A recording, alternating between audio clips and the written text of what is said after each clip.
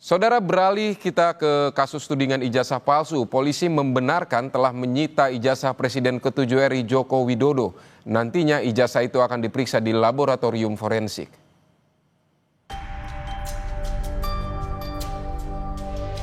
Kabid Humas Polda Metro Jaya Kombes Ade Arysyam Indradi bilang, penyidik telah menyita ijazah SMA dan S1 milik Jokowi.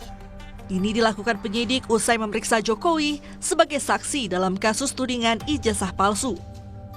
Nantinya, ijazah ini akan diperiksa dan diuji laboratorium forensik dalam tahap penyidikan.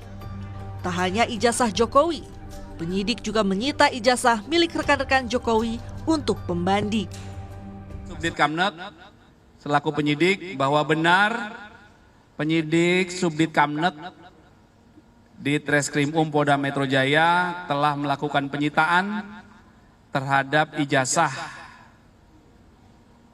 S1 dan SMA untuk kepentingan pemeriksaan atau pengujian di laboratorium forensik dalam tahap penyidikan.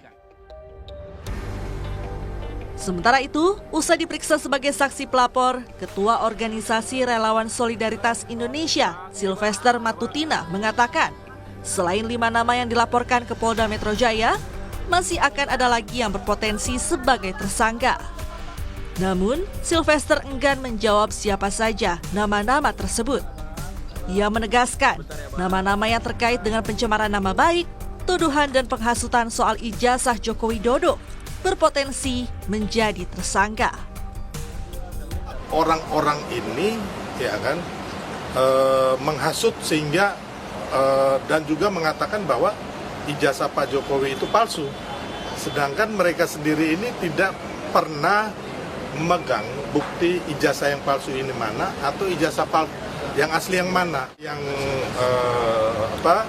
dilaporkan itu kemungkinan terlapornya akan banyak dan tersangkanya mungkin bisa lebih dari 5, bahkan kemarin kemungkinan 12, bahkan bisa lebih. Di sisi lain, nama mantan Ketua KPK Abraham Samad terseret dalam kasus tudingan ijazah palsu Jokowi. Abraham Samad menduga namanya ikut terseret dalam kasus ijazah Jokowi karena sejumlah konten podcast yang ia buat. Samad menilai dengan dikeluarkannya surat pemberitahuan dimulainya penyidikan merupakan bentuk teror kepada para terlapor agar berhenti melakukan investigasi terhadap keaslian ijazah Jokowi.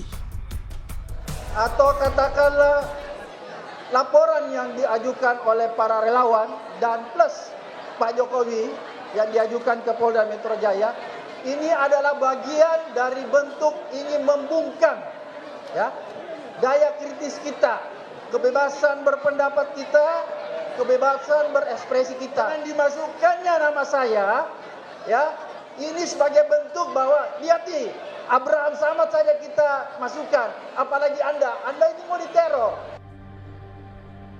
Polisi belum berkomentar soal masuknya nama Samad dalam laporan soal kasus ijazah Jokowi.